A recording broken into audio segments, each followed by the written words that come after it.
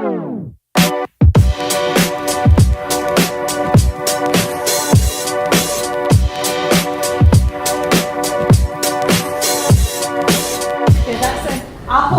ports permitting, I will guide you. Okay, lovely, thank you. So, clicker, brilliant. Bloody technology. I actually got lost in the way here because Barbican, they've sort of closed off the back of Barbican and then I can get my laptop to work and I see things coming to trees and I'm not quite sure what's going to happen next. So I'm here to talk about Maker to Manager, which, oh no, my font! That's the third thing. Let me swap.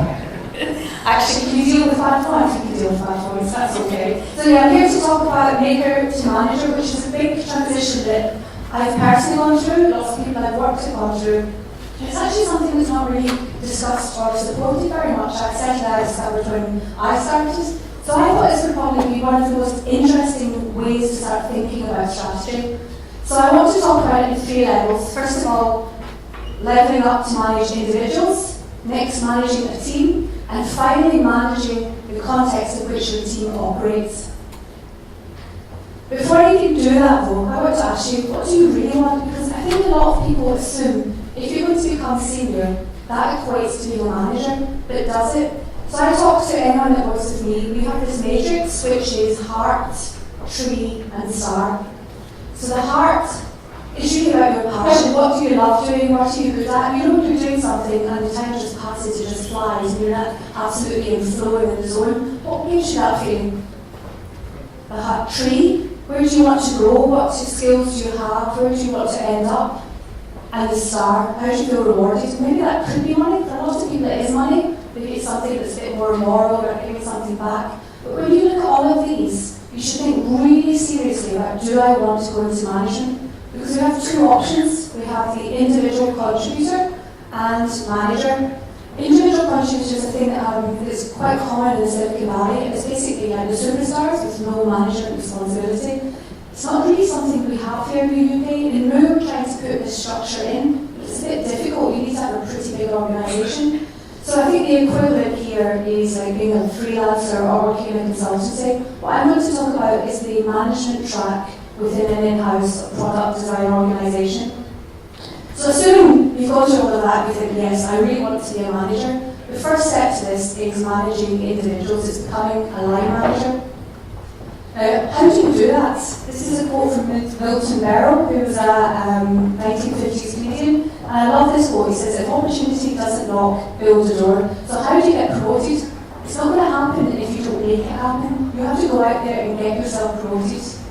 It's actually kind of easy. The first thing is to do good things. That means maybe you're doing a side project, you volunteer for something, you make sure that you get yourself onto all the really good projects. But here's the thing that loads of people I know are really bad at, telling people. So loads of people I work with, and particularly UX designers, you're often quite empathetic, you really care about the customer. And I know a lot of my colleagues have really struggled to push themselves forward. It's kind of something you have to do if you want to get promoted. You have to make sure that the right people know that you're doing good work. This is the other one. This was the badge that we had at the Telegraph. At the Telegraph team, when you passed your probation, we said, I solemnly swear I will not be a dick. Now that's a bit of a joke, that works in our team at the Telegraph. But the reason I pulled this out of my old photographs is that actually there's a bit of a cognitive bias as well. If people like you, they think you're better at your job. So you really have to be very conscious of this. So you have to make sure that when you're coming to work, you're bringing your A game and you're making sure that the right people know you and like you, because that confirmation bias can work in your favour. So then what happens? You get promoted and you have to deal with the transition. And this first step is really, really difficult. Because you got promoted because you were good at your job, now you're going to stuck at a completely different job and nobody tells you this. So you're a great hands-on designer, but being hands-on doesn't work as a manager. You can't just tell people what to do because you know the answer. That doesn't work. Being autocratic and bossing people around, that doesn't work. And going and micromanaging people, that absolutely doesn't work. So what does work? So you have to just admit you have to learn by doing. You get flung in as a deep end as a manager. And it's okay to fail. Loads and loads of people I work with who are new managers just go through this terrible time beating themselves up because they're so used to excelling at something they're not. They So you just have to go into it with an open mind and an open heart and accept that you fail. Do lots of little small experiments and different trials and ways of working, and be very, very open to feedback. It's really, really difficult to get feedback as a manager. So you have to make sure that there's a conduit for people to tell you what's working and what isn't. This is another thing I've seen people struggle with, maker time versus manager time. There's a great blog post by a man called Paul Graham, who's a startup guy in 2009. And this is truer than it's ever been. You've been a maker, so you're used to having like periods of time where you get your head down and do work. That doesn't exist as a manager. And when you're taking that first step up, you have this real problem where you're trying to juggle both sets of time. So one thing I've seen work really well is do office hours, where you're fixing your meetings on a particular set in the morning or over a particular day, or work from home on a Wednesday. And even just to call this out, that there's a problem between maker time and manager time, is quite comforting. And most of all, your job is being in meetings as a manager, because that sucks too. You have to get used to that. Another thing that really works is listening and asking great questions.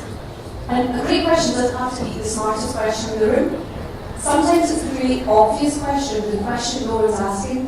This is Ben Holiday, he works at the Department of Work and Pensions. He's got a fantastic blog. If you've not read it, go and seek it out. And I think this is such a great quote. People find themselves in more senior positions when they're willing to be wrong about things.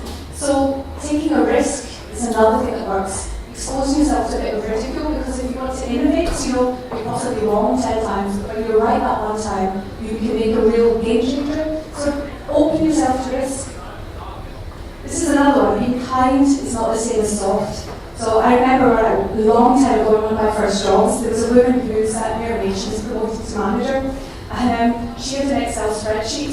She would come in really early, stare furiously at the door and type in people's arrival times on the Excel spreadsheet, and then show it to the review time of this cumulative time of this amount of time being late. And she thought that was her being a good manager. That's not. But then the other side of that is that you have to hold people being accountable. So you can be kind to people, but you still have to hold them accountable for their actions. Again, it's a very difficult balance. So you do this by being clear and direct, and honest and regular feedback, and taking that feedback as well. And this is another thing that you have to learn when you start managing people. You have to be able to deconstruct your work so that you can coach others. So understanding what your process is, reflecting on it, and being able to articulate it is another key skill of becoming a manager. So you do all of this well, then you have the next problem, or the next joy. You start to manage teams. This is where things get really, really difficult for people, because again, there's no sort of structure and support for this. This is where I found myself really struggling. And in fact, when I went to see a talk, I went to Chile for the weekend to do a talk, ask me about that later, and one of the people that was talking was a man called Rafi from Twitter, and he did this wonderful talk, and it was all the things I've been trying to do as a manager, but nobody really articulated before, and I just remember this wonderful sense of relief. So I'm going to tell you what Irish people have told me when I first got promoted. Your number one job is to run a team in which people are emotionally fulfilled and inspired. And that sounds really strange, because you think, well, surely that means I should be getting people to do good work. Well, yes, but your job is to make the team happy. And what I mean by happy is not that you're buying them beers and giving them cuddles. I mean, happiness at work means that you know that you're doing good work, which has good impact. You know it's going to be, you've got autonomy, you're talking to other people in your crew, you're collaborating well. That's what makes people happy and emotionally fulfilled, and it's your job to make that happen. This is a rather long quote. This is Mike Davidson, who was at Twitter at the same time as Rafi was there, and he talks about, excuse me, that in order to get promoted to management, you must have really, really high EQ. You must genuinely care about the emotional well-being of the people that you manage, and you must make that your number one priority. And it's actually quite interesting, the amount of people who get promoted, particularly I've seen it in the sort of tech tracks who get promoted, who don't really have EQ, and it doesn't interest them at all. This is something I think is a fundamental to being a good manager. So I'll just read it. I believe that every organisation should make emotional intelligence a requirement of being a manager or executive leader. It should be no less a requirement than ability to recruit, inspire, multitask, prioritise, or any other thing we typically require in our leaders. We should interview specifically for it, and we should categorically reject candidates, those who show no aptitude for it. Which I think is quite a strong statement. It comes from Twitter, which has a really strong sort of engineering background. Their product managers were often computer science graduates, and he said, he actually didn't think that was the best way to grow product managers, because often they hadn't been taught or supported to have this EQ. The other thing you're doing when you're running a team is you are designing a team. So you're not thinking about it as a group of individuals, you're thinking about what happens when they come together. You have to think about sort of the different balance of personalities, styles, knowledge, levels of seniority, because you need to ensure that people have room to grow, and you need to know there's enough senior people there to help manage the team. And when you do that, you're hiring for potential and attitude and fit with the team. So you're never going to hire someone who ticks every box. What you should always look for, the most important thing is what is their potential, do they have the right attitude to join your team? I love this quote, this is Tina Fey. She said, once you do that, you hire great people and get out of their way. And it's so difficult again as a manager, because you feel like, what am I doing all day? These people are over there doing great work, what am I doing? What you're doing is kind of being a shit umbrella, protecting everyone from all the stuff that comes down from to just give them the space to get on with their work. So the way you do this is you create catalysts. So you think about how you can directly facilitate their work, so you make sure they've got clear goals, you make sure they've got autonomy, you make sure they've got the tools and the processes they need. And you also constantly think of the nourishes that you can give your team. So just saying thanks. It's amazing how few people say thanks. Actually listening, active listening is different to just listening. Active listening means that you're there, you give them space to talk, and you try and understand things that are unsaid as well as said. See your teams as individuals and build a relationship with each of them. Demonstrate respect, because respect will come from you. You're setting the tone of the team. Being collegiate, so don't be competitive with people, making sure that you're supporting people, acknowledging people when they've done work. Another thing is keep it simple. So make sure that you are, so one of the things you're doing as a manager is just trying to remove all this impediments and all this confusion and all this noise and keep the team focused on one goal. And make sure that that goal is a sensible goal. Quite often you end up with these great big visions. What you have to do is look at what is the next thing you can do to get to the vision and help the team make that step. Because perfect is the enemy of good. This is what you need to understand again as a manager. What is the least you need to do to get to the result you need? And you have to stop when you've got enough. That takes again that kind of confidence and that knowledge and that experience to know what is enough, what is good, and don't worry about the perfect. Be authentic, so come to work and be, just be honest and truthful. Again, you don't have to put on this kind of management face. Be that authentic person that your team can have a relationship with. And this is another one as well, is delegate. You cannot do everything yourself. It's really important to get other people to take initiative and give them the confidence and structure to do that. Now, I love this quote. I first heard this person in that talk from Rafi that I mentioned. This man is David Marquette.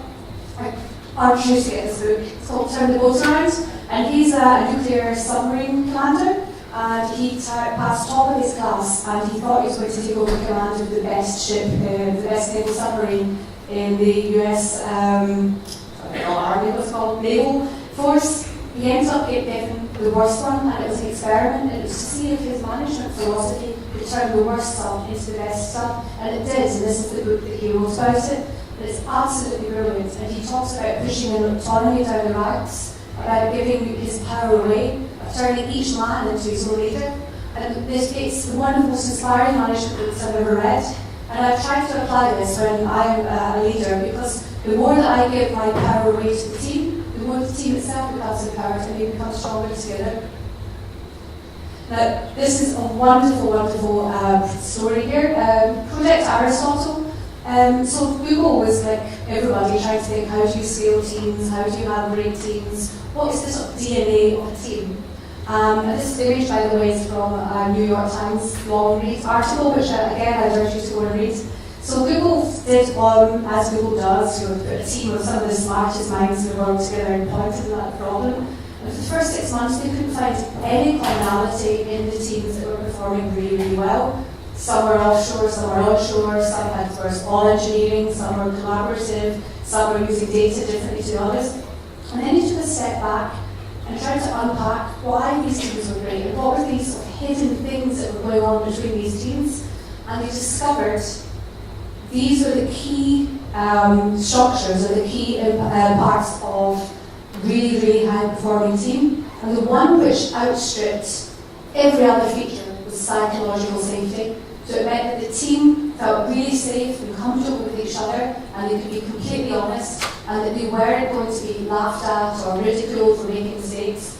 And below that, dependability, so the team knew what they were doing and it was regular and they could rely on each other. Structure and clarity for management, that the team had meaning, that they felt that they were doing something which was worthwhile, and they were having impact, so what they were doing actually resulted in something. So how can you do that? How can you give your team psychological safety? Well, one of the first ones is just to be available. So don't make sure that people come to you via sort of like different chains of command. Don't have an open door policy. Allow people to come and speak to you directly, no matter how senior you get. Be open. So that means you talk about your vulnerabilities and your failings, but rather than saying, "Oh, I'm an idiot," you say, "I made this mistake and I learned this." And that creates this culture of people owning their mistakes and learning from it, which is a growth mindset rather than a blame culture. Share and discuss errors and failures. That's with everybody on the team. And again, it's okay to make mistakes as long as we learn. Encourage the team to ask for help. So it's okay not to know something. But underpinning all of this is ensure accountability. So it's okay to make a mistake. It's not okay not to care about it. And accountability is often something that's quite difficult to do in these very open structures. This is a really, really wonderful structure, way to create psychological safety. So once you've done all of this, you're great, you've managed the team. The next thing you have to then manage is the business. So this is the level I'm at now. I'm a director at Moon. So I'm not just managing my team, I'm also helping sort of set some of the direction of the business. I'm in the leadership team.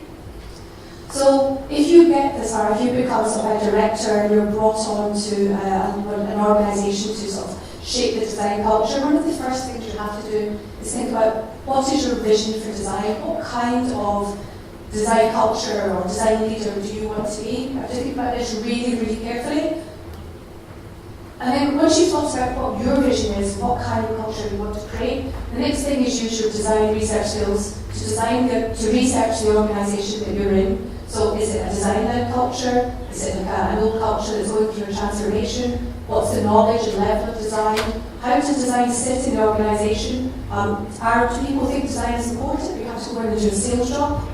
So once you've done all that, when I was at GDS, we called this show the thing. And this is a mantra that I've used throughout my career. So even from doing research, very often we try to prototype as quickly as possible so we can show the thing. Because as soon as you have something tangible to talk about, you help us align with people much, much better, because what I could be thinking could be very different to what you're imagining, but as soon as you have a tangible artifact to show, people can align and make sure that they realise it. So what's that sort of tangible artifact when you start creating a design culture? Well, these are small projects. At GDS we call them exemplar projects.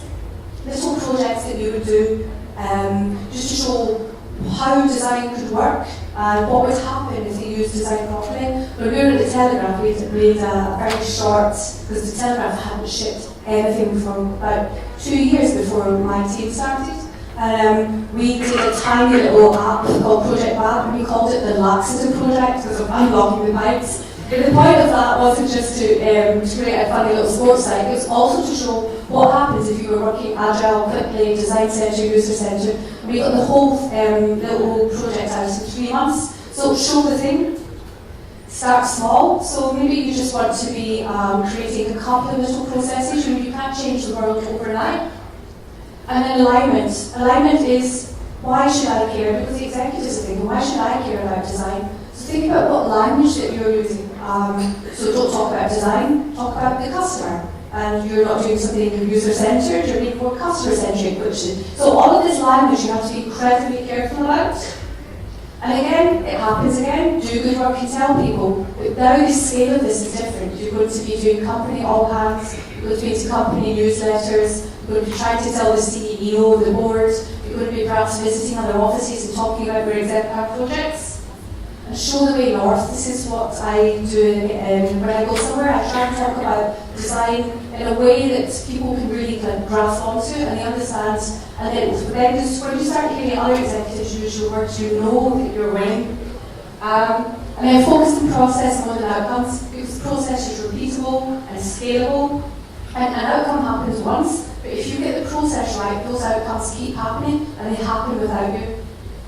So this is what I do. I focus on process, and I keep going on and on about the double diamond. Like every time I talk to any executive, I say, if you bring us in here, things will get better. This is the double diamond. Oh, where are we in the double diamond? And the more I hear people talking about it in the business, the more I know that I'm winning. So this is my north, my process. You want to stop me to talk about this coming out, come and grab me after.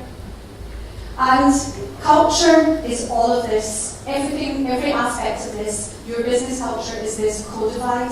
Every interaction, every process, every structure, everything you put in place all the way through your career, and everybody else in the business, the culture of the business is all of this codified.